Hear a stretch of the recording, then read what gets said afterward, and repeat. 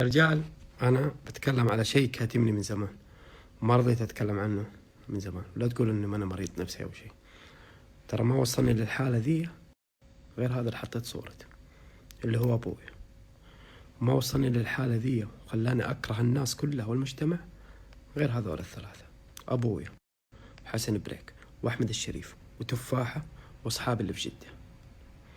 الله يستر عليهم. ما بقى أنزل فضايحهم ولا شيء، أنا راح أتكلم على أبوي بس. اللي أخذوا فلوسي.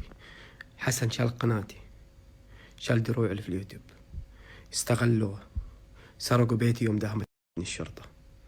والله يا رجال ما حد وقف معي. خلوني أوصل لدرجة أني أسيل متابعيني وأسيل الناس وأسيل المجتمع. أنا وصلت للمرحلة دي بسبب هذول الأشخاص، والله بسبب هذول الأشخاص. حسن كنت أعطيه كل فلوس اليوتيوب تتحول على اسم حسن. كنت في السعودية 4 سنين من غير إقامة، كان يستغل الفرص وهذا كل شيء. أنا تعبان ترى، لدرجة الحين أنا أتكلم معاكم أنا تعبان ترى. خلاص وصلت لمرحلة إني ما بسكت عنه. أوكي، هذا الشخص استغله. وفي واحد اسمه عبد العزيز الكويكي جاري جنبي في البيت، يوم داهمتني الشرطة لما كسروا البيت حقي، سرقوا كاميراتي وسرقوا أغراضي. عندي كاميرات قيمتها فوق 40,000. عبد العزيز الكويكي بيقول لي انسرقت مني. والثاني شالوا شاشاتي، استغلوني يعني، استغلوا طيحتي. وحسن أخذ القناة وأخذ الدروع، استغل ضعفي، ما وقف معايا. جاني مصر، ترى جلس معاي في مصر، ما قال لي أمسك يا خوي أوقف معك. أبويا هو الراس الأكبر لكل الأشياء اللي أنا فيها مريت من مشاكل ومن كره للناس وإني أقلب على المجتمع. أنا ما صرت أقلب على أحد إلا بعد ما شفت الشيء اللي في عيني صار. هم الموت الثقة فيني، خلوني ما صرت أثق لا في المتابعين وأطلع فيهم صورة مي حلوة، سواء من متابعيني من هذا. كنت أنا إنسان أسعد الناس وأوزع لهم هدايا وما قصر مع أحد. أنا لا بفضح أحد ولا بضر أحد، أنا أتكلم عن الشيء اللي سووه فيني، وأنا والله هذا الشيء اللي وصلت. لا حشش لا أسكر. أخواتي طيبات ما قصروا، أخواتي ما قصروا. عندي أخ ما قصر معي. أنا انحكمت سنة 8 شهور. أوكي، انحكمت سنة 8 شهور. شملني العفو بعد 7 شهور، بعد 7 شهور من السجن. أبوي جلسني في السجن 1 سنة و7 شهور زيادة بسبب أبوي يجلس 1 و7 شهور. والله العظيم لو كان عندي أخ سند كان طلع براءتي وراح ثبته أمام المحكمة. أبوي اللي جلسني 1 و7 شهور إضافية، وبسببه سلمت نفسي، بسببه سويت كل شيء.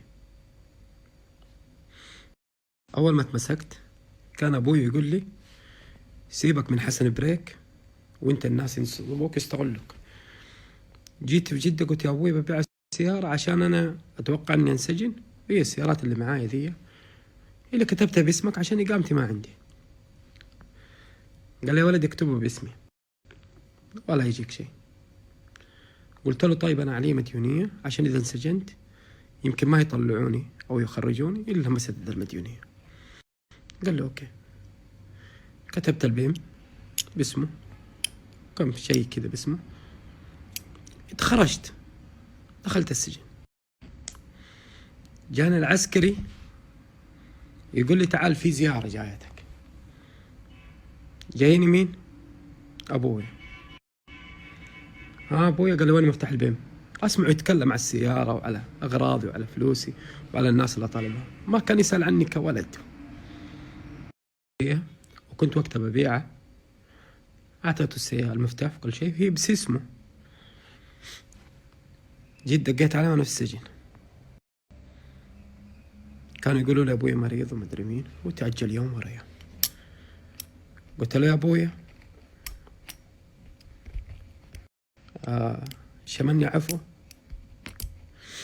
وبيع السيارة حقتي وخليني شو اسمه اطلع من السجن. قال لي مالك شيء. كيف؟ انا ماني مقصر معك يا ابوي، كنت تجيني فلوس اليوتيوب والله اعطيه ب3000. امي يا اخي اكثر ام وقفت معاي، تعبت عشان واخواتي.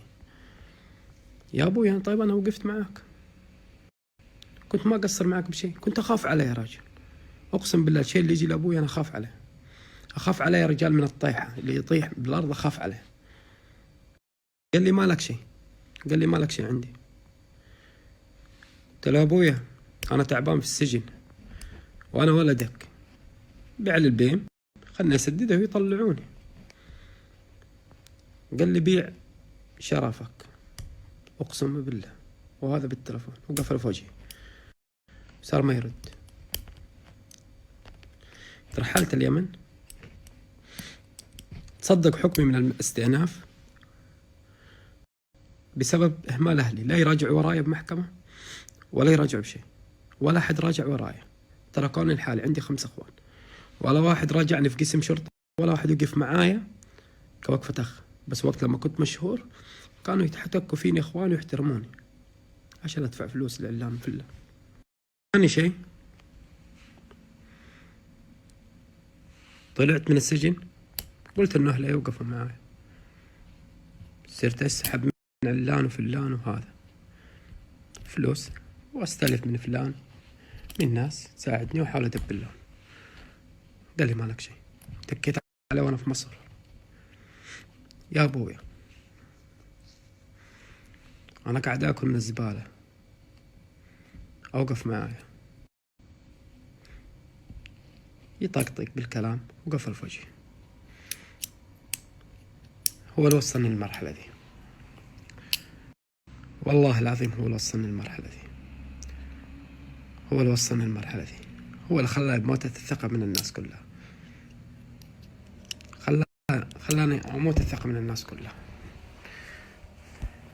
هانت علي سجنتي من اعز صديق لي، سببه هو اللي سجنني. هانت علي ما ابوي سوالي، الحين ما اقدر اتكلم كثير.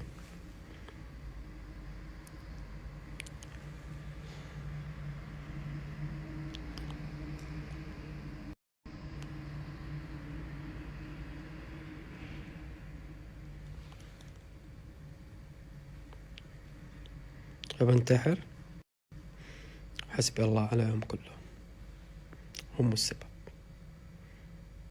أنا الحين بس أتشجع، بس أنا بردان متوتر شوية، لأني بسوي شيء من زمان لازم أسويه وراح أسويه.